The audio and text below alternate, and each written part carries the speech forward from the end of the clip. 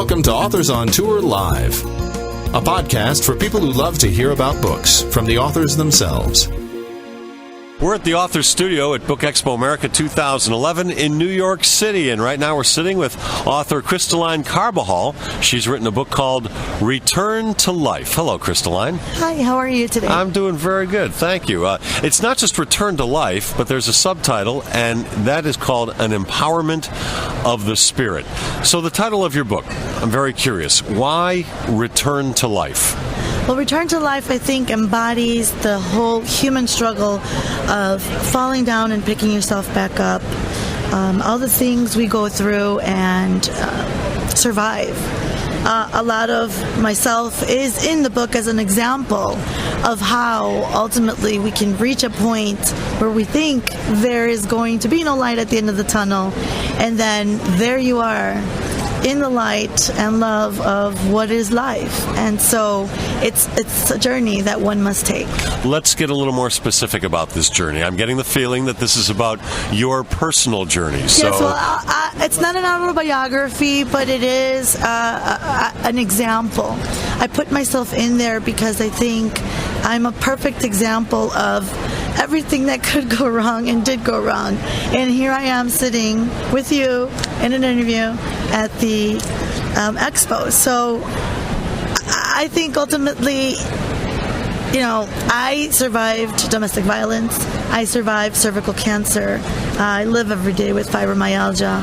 And I was paralyzed from the neck down at one point due to a domestic violence attack. So I reached a point in my life where I didn't think I was going to make it.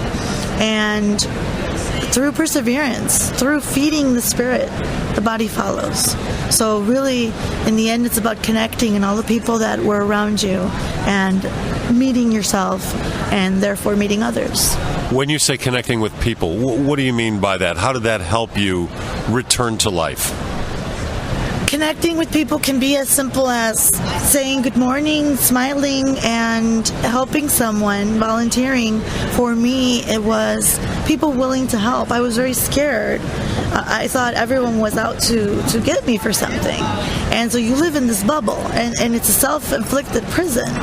So you need to learn to trust and connect with people. And ultimately, we are all united. Religion, ethnicity, cultural background, that has nothing to do with the perseverance of the spirit. We're all strong, and if we get to know ourselves, the power is untapped and unlimited. So, Krystaline, I'm getting the impression, at least in your personal journey, this is about spirit, this is about attitude, this is about connecting with people, and this is very much about better decision-making, good decision-making? Exactly, but not just that. I think it's accepting that we're human. We're not infallible. It's okay to make mistakes. I think the lesson here is that we learn from them, that we recognize that we made a mistake, and that we move forward, and not beating ourselves up, because then you stay stuck. This is your first book, correct? This is my first book, yes. So tell me, was it pleasurable to write, the process? Was it painful? Was it cathartic for you? It was very cathartic. I think it was definitely a journey that I took on, and luckily my very good friend Jonathon Earl Bowser, the artist that did all the illustrations in the book, his images just spoke to me and pretty much describe each chapter.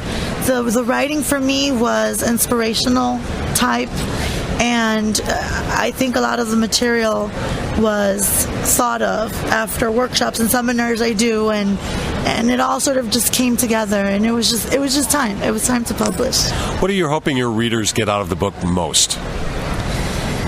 I hope that they're inspired to go out there and create their own future, to co-create your own destiny, not wait for others or for things to come to you. You go to them. And as long as you believe, it'll happen. Once again, the author is Krystaline Carbajal. She has written her first book. It's called Return to Life, An Empowerment of the Spirit. Krystaline, we wish you a lot of good luck and more books to come, hopefully. Thank you. Thank you very much.